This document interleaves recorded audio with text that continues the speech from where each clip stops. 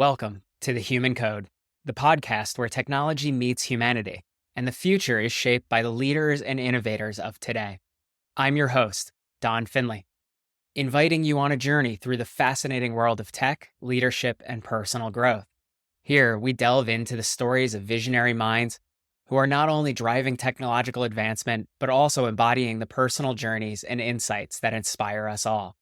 Each episode, we explore the intersections where human ingenuity meets the cutting edge of technology, unpacking the experiences, challenges, and triumphs that define our era.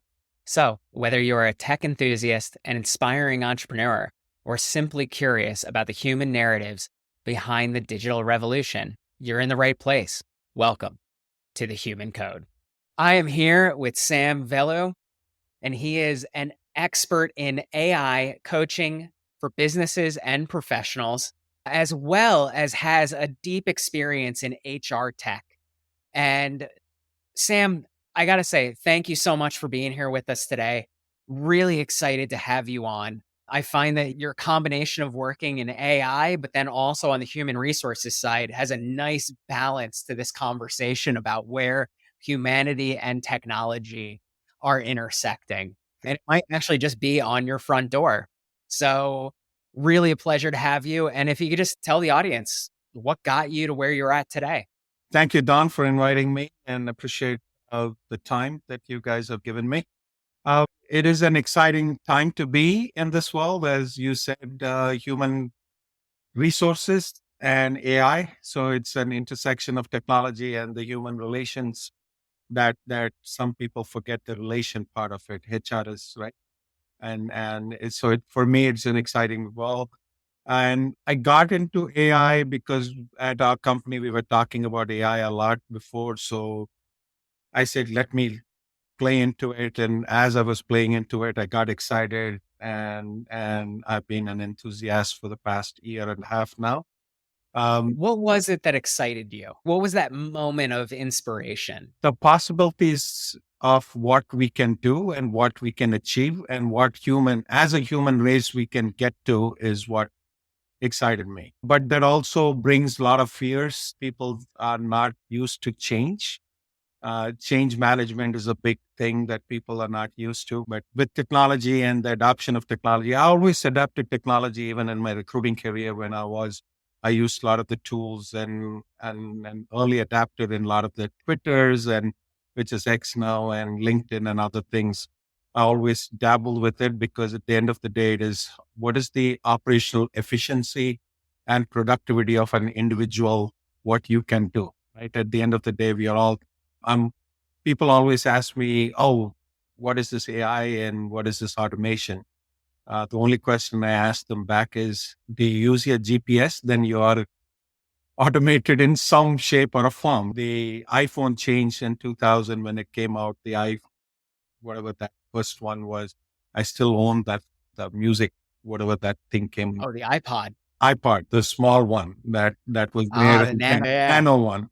So I went to a conference and won there, and then adapted to it. And then the whole craze changed. And now it is the AI, which is a lot of things were already automated. I think a lot of the automation is now going to take place with some process, and people and compliance and things are going to be something which we are going to be talking about in the next couple of years. And somebody is going to get sued, and they're going to get sued big. And because the data privacy and those things are still not there where it should be, because now it's the Wild West. I tell people in March when ChatGPT came up and the hoopla started, there were about 1,500 tools available. Today, it's about 9,000 to 10,000 plus. Every day, there are about 300, 400 new tools coming up. And it's an incredible time. And I think from where we look at the data privacy aspect of this is like bucketed into three buckets, right? When you're using these tools, you have to understand that your data may be used in their training set. And so are you comfortable with that? And then sometimes if you're not comfortable with it, you really have two other options. And that's, are you comfortable with a legal framework to protect you? So licensing agreements that stop, let's say, OpenAI from using your information in the data set. And then the third is really self-hosting. Yeah. And whether you're hosting that in your own private cloud or somewhere else, then it can definitely help to mitigate those aspects. But I think you're right. We're in a very early time and early adopter framework when it comes to AI and putting these frameworks in place. You're so right, Don, because I'll give you a small story which happened to me in 2008-9 timeframe. I was doing pro bono work at Department of Labor, and I went into the room because at the employment office, they brought people in, and a lot of these people who had got laid off in 2008-9, Lehman Brothers, AIG, and all those things, if you remember. And I entered the room of about 60 people, probably, and all of them in the mid 50s and 60s. They have worked at one company for all these years. And they saw me and they were so taken aback because at that time, offshoring was a big thing and their jobs were taken by the offshore folks who they trained. And now they're thinking, here's a guy who's come here to tell us how to get our jobs back when he took my job away, right? And you could tell the tension in the room. They were all sitting there and they're like started to cross their arms and things. So I went in there, and brevity always plays a big part in loosening up the room. I learned that a long time ago, self-deprecating. So I said, I know what you guys are thinking. Here's a guy who took my job and he's coming to tell us to get our jobs back. And suddenly their room turned into things. But the point I was trying to make is in that conversation, a lot of people said, oh, my data is private. I don't think anybody understands the data. So what you just said, the three buckets that you said is rightly. But I always told people, if you did anything in the public domain, I can find you as a recruiter. Yeah. I can find you. I can find your name, number, your divorce settlements, your DUIs, any of those things. Is easily found. And there were companies which were doing those things. And as a recruiter, I don't have a lot of, I don't work for a big corporate company, so I don't have a lot of money to buy tools. So I try to always a cheap guy to get free tools. And at that time, there was a search called Zappa search, and I put the name, and suddenly everybody's all information popped up, and they were all, "Oh my god!" And I said, "It's this is what people think that your information you think is private, but it is not. If you've done anything." And people always, even now, I've seen people who are reluctant to. There will always be bad actors. Unfortunately, we live in a world where bad actors are part of the DNA, right? Data privacy is a big thing. I wouldn't, whatever they are comfortable is what they should use to, right? I'm comfortable putting my name out there. I don't care if anybody uses me in the training set or if they use me. And that's part of it. That's me. My IT department is not happy because at the end of the day, my systems crash because I've done some of these tools. Well, that's part of the data privacy that I would tell people.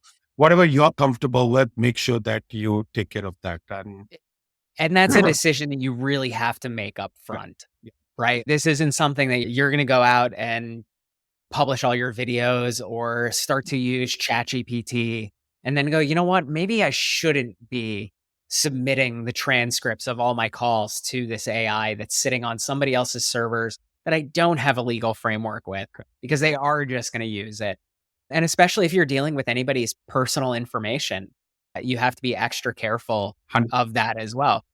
Now, from the recruiting side, how has the last 2 years changed for you as far as all these tools that are coming out? Like you're saying, 300, 900 a day. There's constantly new innovation that's occurring in this space.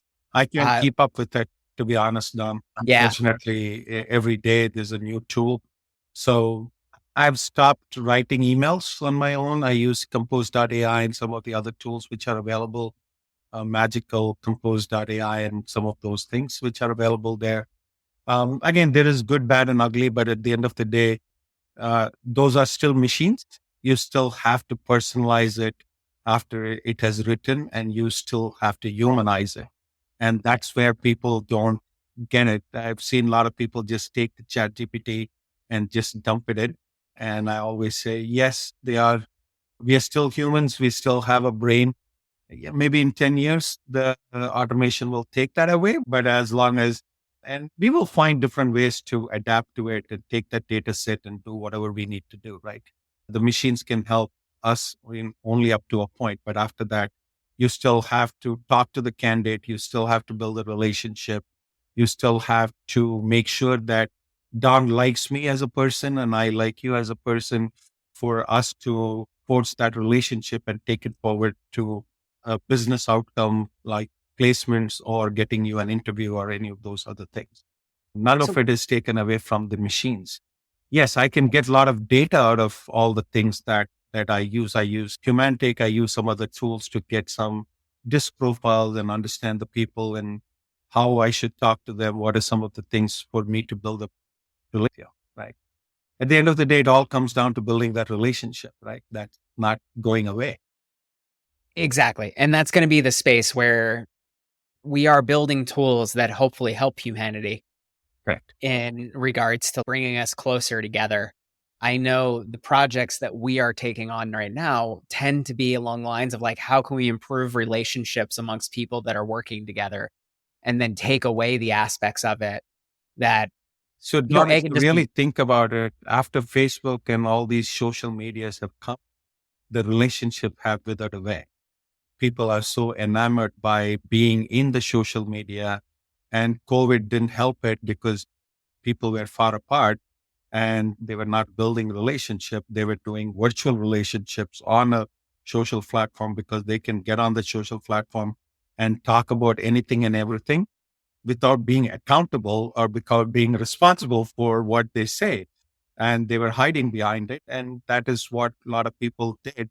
And that interaction has been lost. So I so always, social media, yes, has pushed us away from some people because you can say things and then not see the immediate reaction of your aunt sitting across the table from you in just like surprise, right? Or like you have our family circles are a little bit less tight than they were 40, 50 years ago as well.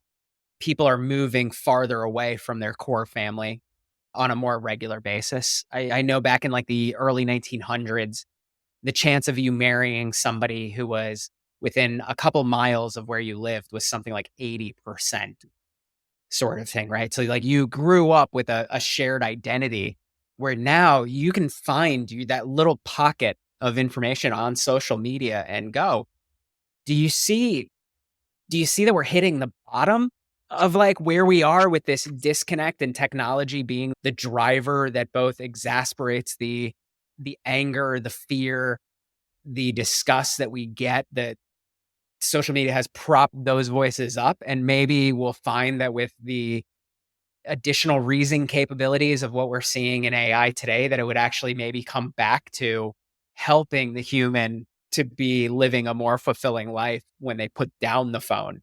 I always believe that the best times are yet to come for us as a human Yeah. race. And that is only hope I have. Sometimes all the bad has to come. I don't want to talk about the political aspect of it, but within the last few years, the social media and the news channels and other aspects of it exasperated some of those things. And whatever seemed below the surface has come above the surface.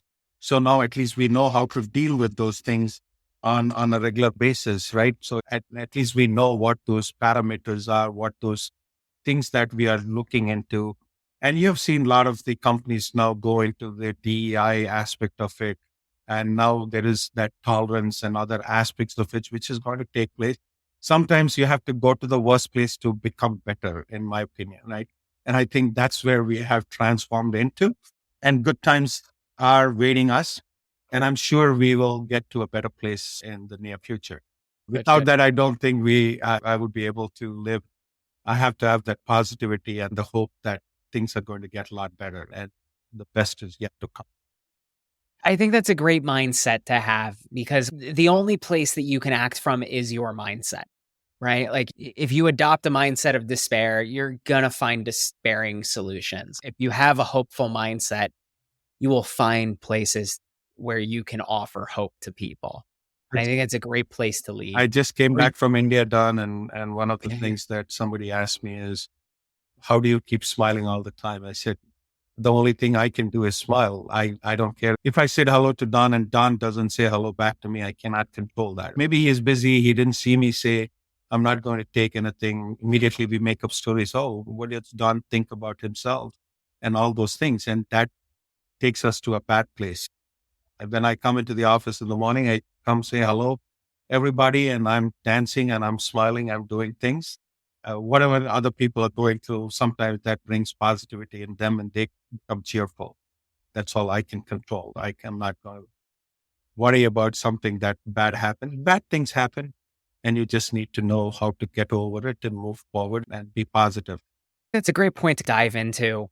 There's that human aspect of work, right? Like we want to be in an environment that we enjoy. We want to be doing work that we find either somewhat difficult, but at the same time achievable, right? Like it's the right level of stress in regards that we don't feel like we're always going to fail, but at the same time, we feel like we're going to grow. And it's not too easy to where it's just clocking in and clocking out. And I feel like that's where we find fulfillment as your kind of day to day has changed with the use of all these AI tools. Where are you finding yourself being able to build more of that enjoyment into the world? I saw that you were, or I heard that you said that you danced in the morning when you come into the Yeah, office or absolutely. along those likes. And that just sounds like fun. Here are my props that I have when I get into a boring meeting. I wear these wigs. So I have a bunch of them next to me. When the meeting gets boring, I start wearing them and then start having fun. It's a stressful world that we live in, and our jobs are stressful, but how much we can make it enjoyable and how much we can help control it. I always tell people that we are not heart surgeons, so there is nothing that cannot wait. Right. And when Yeah. you're talking to somebody, you need to give them complete attention and not be distracted and do 10 million things. And people want to do so much more in that limited time that they don't think about the quality 2 minutes or 3 minutes that I spend with my peers. And we don't have time for them and we don't listen. And that is something that somebody told me. The asset that we see on you is you listen to us. Nobody listens to us. And that small aspect of it can change somebody's lives, or it can change their day or their week or their month, whatever it is. Just that 2 minutes of listening because I listen to them. And sometimes not even say anything back to them. Right? Listening to them will impact. So there is enough time in a day that you can do with some of these tools. It can help your productive day go up by 20%, 30% in some cases. And where do you use that time? People try to do other things. I also say that's a time you can build relationships with your employees, with your clients. I never ever started a conversation with the client or an employee by talking to them about things. I usually talk on a personal note and dive into what we need to get into at the end of the day. So I guess it sounds like there's a productivity benefit that Right. you're receiving from using these AI tools. And I've received the same thing. And I've gone from working 5 days a week to basically working 4 days a week, and then picked up a few other projects that we've been able to get out the door because the amount of effort has gone from, let's say, specifically even this podcast. For us to produce a show prior to all the AI, we figured it'd probably take between 8 to 16 hours of effort to make that happen. And then with all the AI that we're using, we have it outside of the recording time down to probably 2 to 3 hours Yours. per episode. And so it's opened up the opportunity for us to have more conversations, to relate to people in ways. But then additionally, I've had to come across the idea, am I using the AI to be more productive? Or am I using the AI to live a more fulfilling life? It can be And both. yeah, I was going to ask, like, where are you sitting on that equation? Are you seeing it as it is both, right? Yeah. And then as employers, like, where do you look at, yeah, for your staff and for your team? How does that play into the world? So one of the things that at least my immediate reportees that I manage and I am taking care of, all of them have gotten on. See, the first is the fear. You need to eliminate the fear of those people because they're all thinking, oh, my job is going to get eliminated. Your job may not be eliminated, but the way you're doing a job might be eliminated. You need to find a new way to do the job. And that is a big understanding that people may not get or know because they only see the hoopla, which is there. Hey, this many layoffs happened because of AI took over their jobs. IBM is spending all these things. And it's an irony that we are putting a lot of money into training the LLMs and other apps. We are cutting people. But at the end of the day, how do you use and manage? And a lot of corporate companies are going to struggle with that equation. And there is a happy medium to be found. But at the same time, I always tell, and many people have told this before, I tell them, hey, if you're a human who doesn't use AI, you will be replaced by a human who uses AI to the maximum, right? Because the way that I can do the job better, I can use ChatGPT and qualify a candidate better with the better questions. And with my experience, I can tweak the questions and I can prompt it to give me the right answers. And whereas somebody else who has not practiced it, or I go back to Allen Iverson a few years back with 76ers. You're talking about practice. What are you talking? And then that is where people don't spend enough time. You got to put some time and energy into learning some of these things, which will help you in the ultimate grand scheme of things. It will absolutely help you. It is not going to be that, hey, it's a waste of my time that I learned this. And prompting is something that I tell people, you need to know how to ask those questions and what you need. And the more context and color and the things that you give, you will be able to get the better answers from the things which will help you to do your job better. You're hitting on a couple of really important points here. And it's A, your immediate concern isn't really that it's technology that's coming in. It's about your ability to learn and to grow and to change and adopt. I think the interesting, or it's not even interesting, it's just the state that we're in is the rate of change is increasing. Absolutely. And so we have to become more comfortable with that change. And then additionally, our ability to learn as people is becoming more important as a skill set because of that rate of change. There isn't really a job that's going to stay static No. over the next 40 years. And even 40 years prior, the jobs are incredibly different than what they were Correct. 40, 50 years ago. 100. And so we're having a conversation that we've been having for generations. Even the 9 to 5 isn't 200 years old. No. So the ability for people to adopt, the ability for people to learn are incredibly important in any business, but just seem to be coming to the forefront right now because we now have a tool that instead of being like a shovel and that we always have to direct where the shovel goes and how it's moved and what it actually does. Yes. The tool helps us do the work, but we're still that responsible creature for it. We have a tool that can is starting to make decisions in how it goes. It's starting to show a bit of creativity. And one of the things that I've noticed in my own work is that when I'm using an LLM to help me create something, I'm using it in a way that's much more iterative. I'm not trying to create a work product in the beginning. I'm trying to set the stage. I'm trying to provide it with enough information and then use its expertise or its knowledge base that it has in its training data to direct some questions around what it needs to start pulling it out so that on an individual level, even in the work that I am a individual contributor for, I'm managing technology. I'm using much more of the capabilities that I have as a manager and a leader to basically inspire the machine, Yeah. create the work product. And that's been an interesting change. What is Amazon? It's a technology company. Yeah. Yeah. Is it shipping from one to the other to the arrow mark from A to Z? Everything that you can buy is all great. But at the end of the day, it's technology. And how do you use technology to help you to mitigate some of these things is important. If there are so many AI tools available that I don't even spend that hour and a half on YouTube that I used to spend before, it summarizes and gives you that summary that is incredibly accurate that I didn't have to spend an hour and a half to go through that whole podcast of things. It will summarize and it gives you. And then whichever piques your interest, you can go back to that minute and start watching from there to that next interesting part that you ticked off on your list, right? And how do you use technology to help you to get some of those things better? Decision making process is going to get a lot better with a lot of these tools that will help you.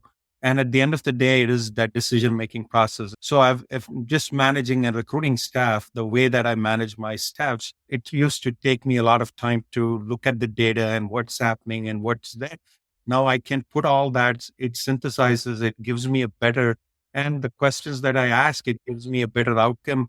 And sometimes I have not even thought about that thought process because the machine has a lot more learning that it, and it can give me something better than I was able to come up with. And I take that and run with it and then see what I can do to manage that whole process better. These things will help you in the future, right? It's before it Absolutely. took so much time to synthesize the data, and every data is interpreted differently with the biases that people bring into that equation.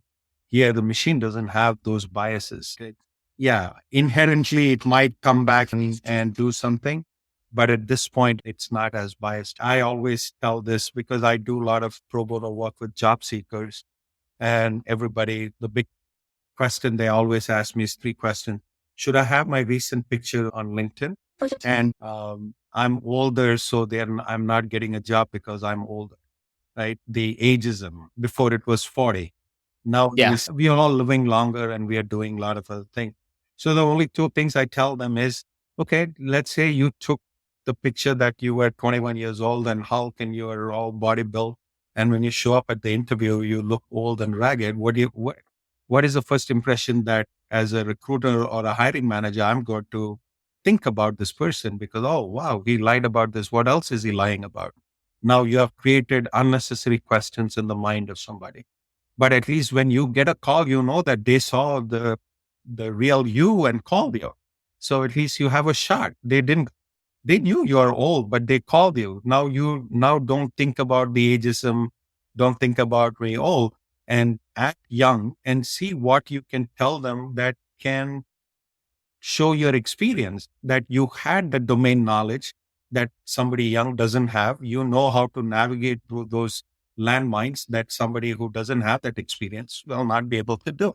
So use that experience, use that white hair for your advantage, and give them the new way of thinking, and let them know that you are on top of technology and you are thinking about a lot of these new things and how you can incorporate them into your job. The big issue is, like you said, the adoption and learning and the change management within themselves is not there. And sometimes that is what companies say, oh, we don't want somebody, or the word they always use, oh, he's overqualified. He might be bored here. I tell Mm. the client, hey, he knows what the salary you're paying. He knows what it is. He's willing to take the job because he's excited about X, Y, and Z, right? And I'm sure that you have the fears that he might leave this job if he finds something better. But why are you not thinking that if you can provide what he's looking for, I don't think he will be looking to change. If you can give him the challenging work that he is looking for. Absolutely. It sounds like what you're describing is really being authentic, both in what you're presenting out into the market, but additionally, when you're talking with companies, is to share from who you are and what you can do, but also understanding if somebody's on the phone with you, they want you just as much as you want them. That's it. An interview is a two-way process, the way that you are trying to eliminate them and they are trying to eliminate you. Instead of Yeah, thinking it as elimination, think, hey, what can I bring to the table to that company, and change the thought process that the recruiter hiring manager has, saying that, yeah, I don't have that skill, but I'm a quick learner. I can do X, Y, and Z. This is why I can do in the last job. This is what I did. And exactly. you tell them that, it will help their confidence that, yeah, you are somebody who's not stuck in the old age. You are move forward with the times. All right. So, one last question. Sure. I would just, and I think we've hinted on this, but in the age of AI and what we have coming out with really just advanced reasoning should be within the next year or two. We're looking at agentic AI being very popular this year. What are the skills that recruits and younger people in their career should be looking to develop that can help them through this transition? The change management and the rate of change that which it is going to, and be a constant curious person all the time, is one aspect that will keep you going. And if you cannot be curious enough, then you won't be the 7-year-old, is what I tell them, right? Hey, why is the sun coming up that way? And start asking that. Being curious is one of the things that I tell people. And it doesn't matter what age group you fall under. If you're not curious enough, I don't think you will be able to manage the rate of change, which is going to happen in the next 4 years. I love it. Sam, again, thank you so much. No, Really appreciate you sharing your wisdom here. enjoy the conversation, Don. Absolutely, my friend. Thank you. Thank you for tuning into The Human Code, sponsored by Findustries, where we harness AI to elevate your business. By improving operational efficiency and accelerating growth, we turn opportunities into reality. Let Findustries be your guide to AI mastery, making success inevitable. Explore how at findustries.co.